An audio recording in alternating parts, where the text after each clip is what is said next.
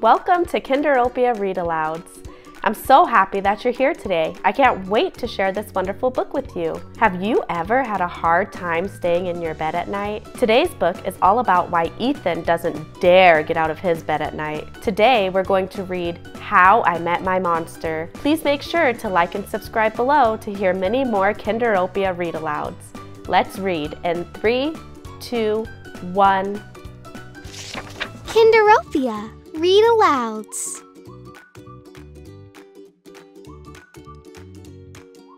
How I Met My Monster, written by Amanda Noll, illustrated by Howard McWilliam. One night when I reached under the bed for my truck, I found this note instead. Monsters, meet here for final test. Ha!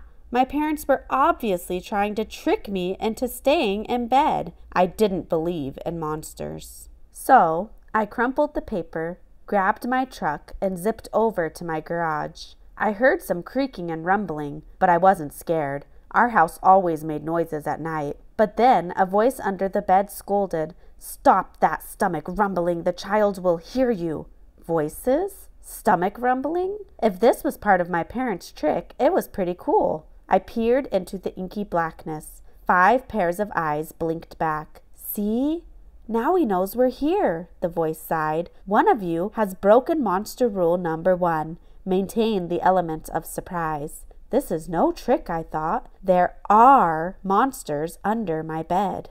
A long-necked yellow monster slid out, followed by 4 little monsters. Rule number 2, the yellow one instructed. Never block the bed. All of you scoot over. Hey, I realized, that one must be their teacher. I sat up straight, mesmerized by the monster parade shuffling across my bedroom. That's better, the teacher monster said. Access to the bed is clear. Now who knows rule number 3? The purple monster teetered on his tiptoes and gurgled, "Get the child into bed." That's correct, Genghis. And how would you do that? Well, Mr. Z, I would roar my scariest roar.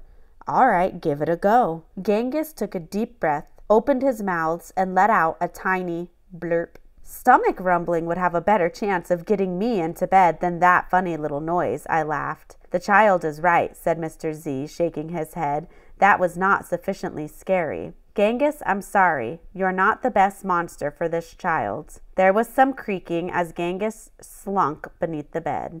Before I could investigate where Genghis had gone, Mr. Z asked, "Now who wants to try to get the child into bed?" The orange monster looked at the ceiling and the red monster looked at the floor. Only the green one looked at me. First he stared at my toes and started drooling. Then he took a step toward me and I heard that rumbling noise again. I sprang into bed so he couldn't get my feet. Mr. Z blinked. Very unconventional, Gabe. Your stomach gurgles seem to be what this child needs. What I needed was to make sure this little Gabe monster didn't eat my toes. Right, you 3. The child is now in bed, said Mr. Z. As every monster knows, the ultimate objective is rule number 4. Who can tell me what that is? The orange monster bounced and squeaked. Keep the child in bed until it falls asleep. Correct, Morgan. And how would you accomplish that? Shadow puppets, she squeaked again. Gabe whistled through his nose and I snickered, but Mr. Z said, "Interesting idea. Try it." Morgan hopped onto my night table and flailed her arms near my lamp. Silly shadows blobbed onto the wall and a cloud of fluffy fur tickled my nose. Achoo! Morgan, stop at once, Mr. Z ordered. You're supposed to scare him, not make him sneeze. I'm sorry, but you're not a match either. Morgan's arms flopped to her sides and she scuttled under my bed. There was some more creaking and Morgan was gone. After all that sneezing, I really needed a tissue. Suddenly, a huge shadow of uncut claws loomed across my room. Awesome, I thought, and kind of scary. I froze in place. Powerful performance, Gabe, said Mr. Z, but do either of you see a problem? Oh, I know, chirped the red monster. The child is out of bed again. Correct, Abigail, Mr. Z continued, and one of you must get him back in. Let's revisit rule number 1. Maintain the element of surprise. All at once, poof, the monsters vanished. Then I heard more rumbling. Were they hiding in my closet, making noises to scare me? Ha! No!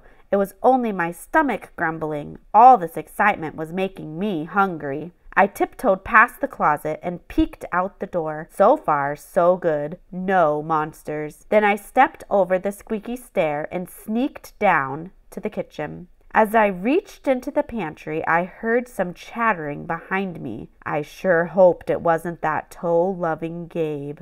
I yanked open the fridge. Ha! It wasn't Gabe. It was just the red monster shivering on the shelf. Found you, I laughed. Nice try, Abigail, said Mr. Z, but this isn't working. You're not the right monster for this child. But Mr. Z, she whined, it's not my fault. He's not scared of me. I'm sorry, Abigail. Let's go. Abigail clomped behind Mr. Z. When I heard the creaking, I knew she was gone.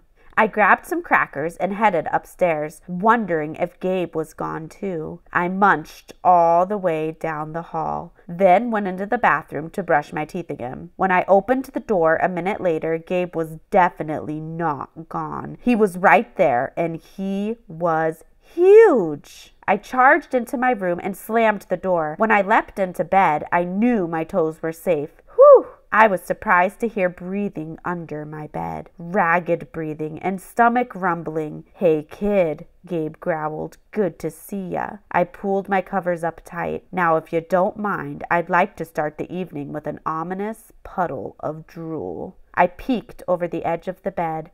Green ooze spread soundlessly from underneath. Then the bed quivered as Gabe unfurled his spiked tail. Well, this looks quite promising, Mr. Z noted. When I heard some more creaking, I knew Mr. Z was gone. I was alone with Gabe.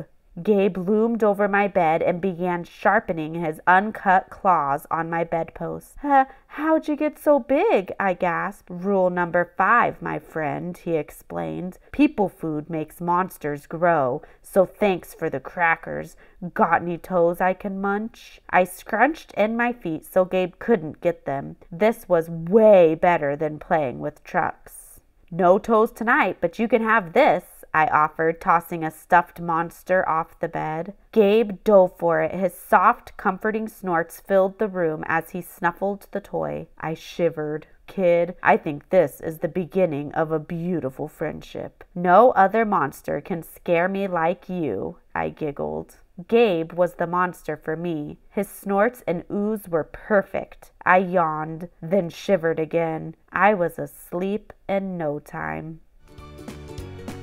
I don't know about you, but if there was a monster under my bed, I wouldn't even think about getting up at night. Be sure to check out our other videos to hear the other books in this series. Thank you for reading with us. See you next time. Kinderopia. Read alouds.